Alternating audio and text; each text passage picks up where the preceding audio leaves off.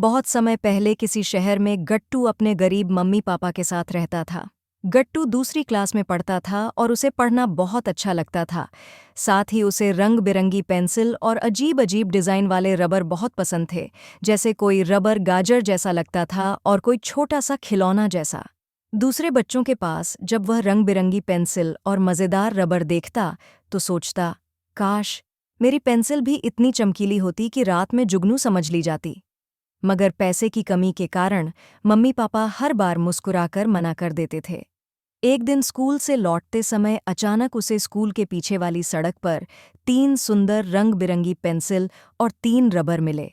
वो पेंसिल इतनी सुंदर थीं कि ऐसा लगता था जैसे इंद्रधनुष जमीन पर गिर गया हो। उसने चारों ओर देखा, लेकिन कोई नहीं था।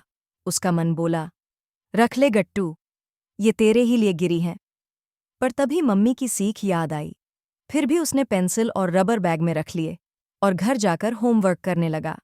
मम्मी ने पूछा तो उसने ईमानदारी से सब बता दिया। मम्मी ने कहा, गट्टू बेटा, ये चीज़ें लौटाना ही सच्ची बहादुरी है। अगले दिन वह डरते डरते प्रिंसिपल के पास पहुंचा और सब दे दिया। प्रिंसिपल ने घोषणा की। तभी पिंटू आया, जो गट्टू की क्लास का सबसे चालाक लड़का था।